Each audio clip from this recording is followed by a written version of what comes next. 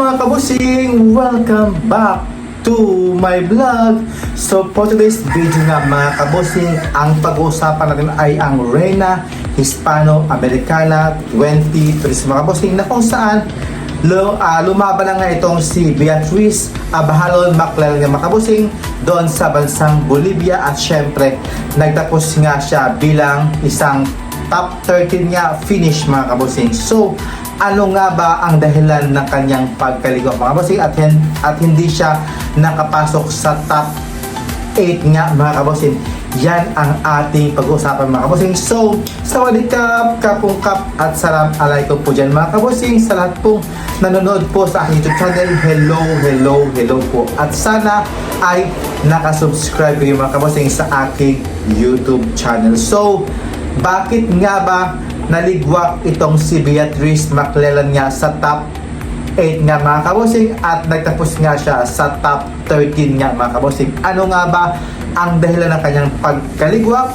So para sa akin mga kabusing, no, based naman sa kanyang performance, wala akong masabi sa kanyang performance, at todo bigay naman talaga itong si Beatriz Abajalon Maclellan nga mga kabusing sa kanyang laban niya dito sa bansang Bolivia sa Reina Hispano-Americana 2026 nga mga kabosing.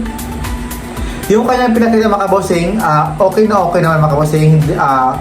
Yung kasi is parang nagka-over na siya mga kabosing sa kanyang pag-execute ng kanyang rampa nga mga kabosing. Parang hindi na siya pang Reina Hispano-Americana, pang Miss Grand na talaga mga kabosing yung kanyang atake itong si Beatriz Maclellan niya ng Pilipinas. At syempre, at hanggang top 13 na nga lang ito mga kabosing si Beatriz.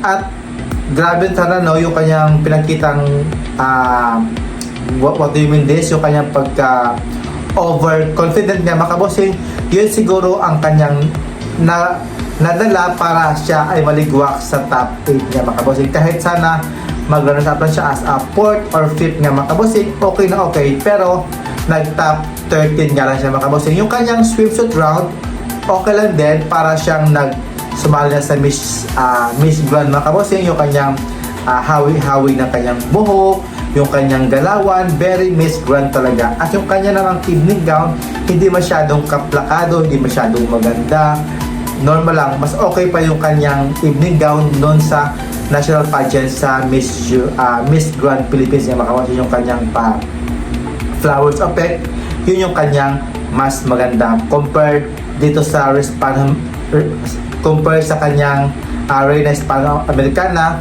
na nag-compete siya doon. Hindi talaga masyadong na-justify yung kanyang katawan, para siyang bumaba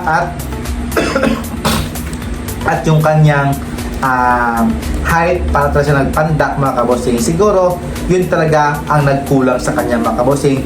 Pero overall, okay na okay. Wag lang masyado siyang overconfident na makaya niyang mag back to back na mga kabosing. Para siyang parang talagang yung para lang kay Diamante mga kabosing, yung parang last year na hindi siya masyadong gigil sa corona. Pala siya parang go with the flow lang talaga. Sana yung pinakita ni Beatriz ng mga kabosing. Pero congratulations mga kabosing sa kanya, kasi nag-top 13 siya sa Reina Hispano-Americana 2026. So ano guys, sa tingin nyo mga kabosing? Comments down below, at syempre huwag kalimutang mag-subscribe sa aking YouTube channel. At thank you for watching mga kabosing, and see you in my next vlog. Keep safe po, bye bye, God bless mo.